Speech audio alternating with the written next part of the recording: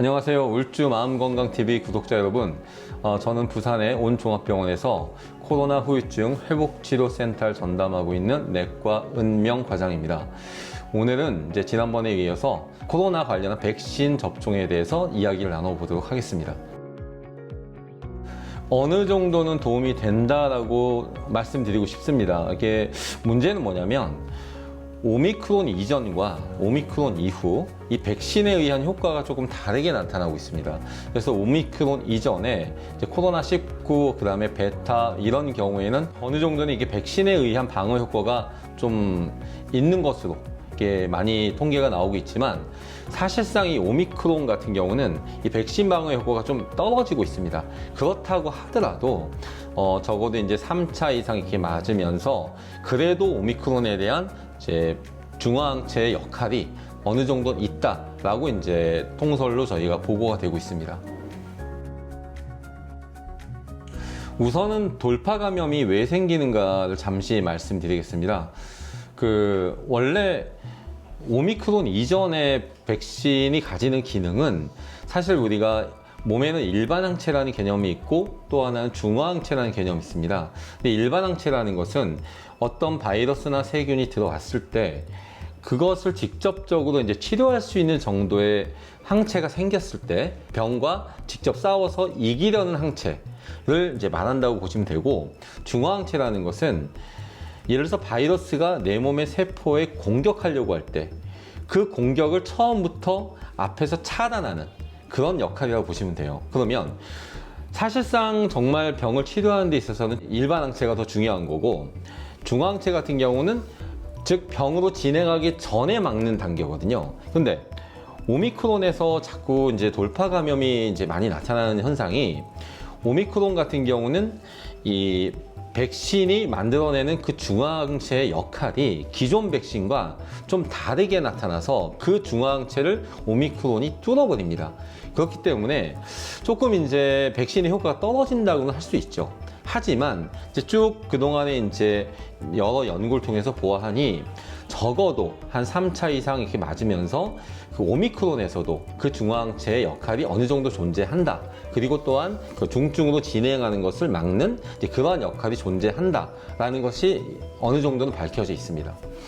그래서 4차에 대해서 요즘에 저에게 많이 물어보는데, 저는 이제 이렇게 이야기를 하죠.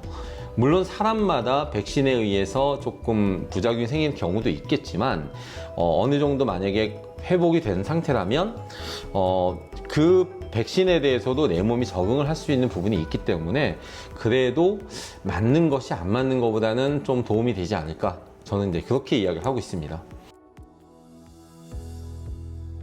아까 제가 금방 말씀드린 게 일반 항체와 중화항체의 차이에 대해서 말씀드렸죠. 그러니까 걸리게 되면, 예를 들어서 내가 만약에 코로나 걸렸다, 그래서 내가 회복이 되었다, 그럼 내 몸에서는 일반 항체가 형성이 됩니다. 물론 치료를 이제 직접 바이러스 공격해서 내가 병에 진행이 됐을 때 내가 스스로 이길 수 있는 힘이 생겼다는 얘기죠. 그렇다고 해도 바이러스가 들어오는 걸 직접 막는 건 아니거든요. 바이러스가 들어오는 것을 막는 기능에서는 일반 항체보다는 중화항체가 더 강하다라고 제가 말씀드릴 수 있기 때문에 한번 걸렸다 할지라도 또 재발이 가능하니까 맞는 것은 도움이 될 수 있다라고 말씀드리고 싶습니다. 사실 이 질문은 굉장히 조금 의료계에서도 약간 이제 대답하기 약간 좀 이렇게 복잡한 이제 의학적 개념이 있는데, 소아들 중에서는 이 백신에 의해서 만약에 부작용이 생겼을 때 성인들보다 조금 더 안 좋은 방향으로 가는 경우가 있습니다. 하지만 그 가능성이 매우 높은 건 아니고요. 굉장히 적죠. 그래서 물론 이제 소아 같은 경우는 성인보다는 이 중증도로 가는 그 가능성과 통계적 그 퍼센트가 매우 낮습니다. 그렇기 때문에 어느 정도는 성인들보다는 좀 걱정을 덜 해도 되지만, 그래도 이제 이 바이러스라는 게 자꾸 변형이 나타나고 또 어떻게 돌연변이가 나타날지 알 수 없기 때문에 어느 정도는 이게 백신을 맞아서 내가 약간의 중화항체를 가지고 있는 것이 나중에는 좀 도움이 되지 않을까, 저는 그 정도로만 제가 말씀드리겠습니다. 사실 예방접종이라는 것은 어떻게 보면 자율적으로 선택을 할 수가 있는 거죠.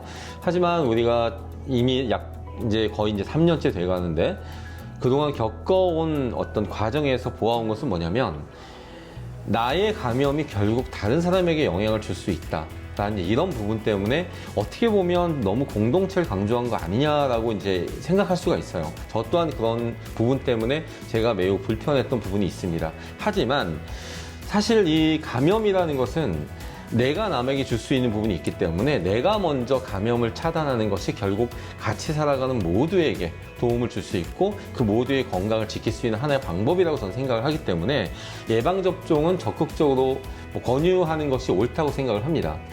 그리고 중요한 것은 지금 아직 코로나가 완전히 지나간 것이 아니기 때문에 사실 걸렸다 할지라도 또 걸릴 수도 있고 또 새로운 변이에 의해서 내가 걸릴 수도 있고 그리고 이후에 또 후유증도 많이 나타날 수 있기 때문에 혹시라도 내가 어떤 이상적 증상이 나타난다면 어느 정도는 우리가 의사 선생님을 찾아가서 직접 진료받고 치료를 좀 받는 것을 저는 권장을 드립니다.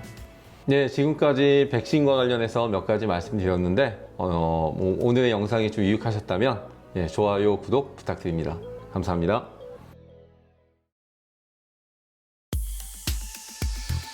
마음이 아플 땐 왜 참기만 해요. 고민하지 말고 상담 받으시죠. 정신건강 책임져줄 우리 쉼터 훌쭉은 정신건강복지센터.